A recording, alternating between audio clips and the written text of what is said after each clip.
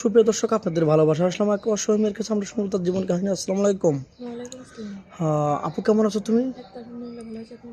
আল্লাহ তালা খুব ভালো লাগছে। যাই হোক, তোমার নামটা কি? নদী আক্তার। তোমার দেশের বাড়ি যেন কোথায়? আপনাকে তোমার ফ্যামিলি থেকে কে আছেন? শুধু দাদি? তুমি দাদির কাছে বেড়ে উঠছো নাকি? তোমার আম্মু আব্বু মারা গেছে কতদিন আগে? যখন বয়স 7-8 বছর তখন মারা গেছে। ও, ছোটবেলায় মারা গেছে না? তাহলে তো অনেক কষ্ট।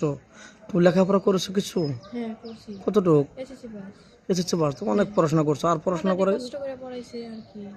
কষ্টর মাঝে মধ্যে ধরে রাখতে পারছো। আমি লেখাপড়া করেছি। আচ্ছা, তুমি আরো আগে ভিডিও করেছো, কোনো সাড়া পেয়েছো? না, কোনো সারা পাইনি। কেউ সাড়া দেয়নি না?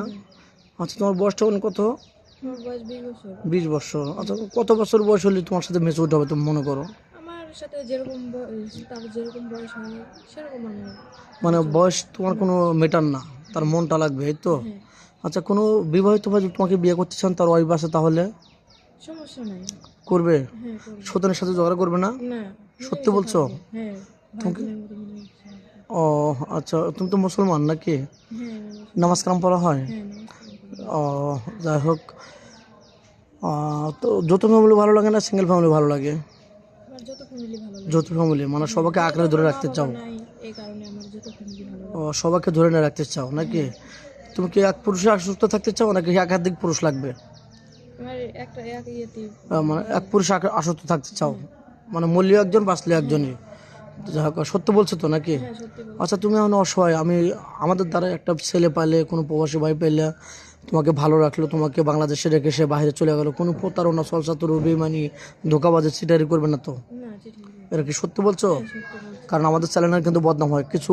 অনেক প্রবাসী ভাই বলে যে আপনারা অনেক সুন্দর করে কথা বলেন, খুঁটিনাটি সব তুলে ধরেন, খুবই ভালো লাগে। কিন্তু তারা যে ছলচাতুর বেইমানি করে, 2-4 টাকা নিয়ে 10-20 হাজার টাকা নিয়ে বেইমানি করে, এগুলো করবে? না। সত্যি বলছো? হ্যাঁ সত্যি বলছি। আচ্ছা, তুমি কি রান্না করতে ভালোবাসো? আমি সব রান্না করি। সব রান্না করতে পারো? আচ্ছা, তোমার এলাকা থেকে তোমাকে কি এত সুন্দর চেহারা কেউ বিয়ে করতে চায় না? চায়, অনেকে চায় যৌতুকের জন্য। ও, যৌতুক লাগে বেশি, এমনিতে বিয়ে করতে চায় না?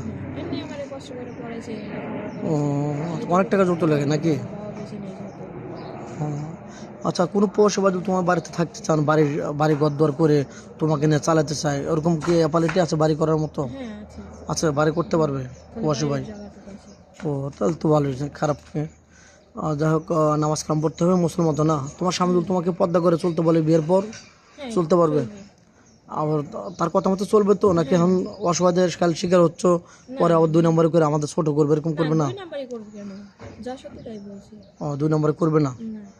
আচ্ছা, যাই হোক, বয়স তো কোনো মেটার না, বয়স যে কোনো বয়সের হলে হবে। হ্যাঁ। আচ্ছা, যাক, তোমার ফোন নাম্বারটা দিয়ে দাও। আমার ফোন নাই।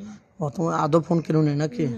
মেয়েটা কোনো ফোন নেই, আমাদের নাম্বার দেওয়া থাকবে, মানে ইউটিউব কর্তৃপক্ষের নাম্বার দেওয়া থাকবে, এই হোয়াটসঅ্যাপ থাকবে, কেউ ভিডিও কল দেবে না, ভিডিও কল দিলে ব্লক করতে বাধ্য হবে। ভালো থাকবে।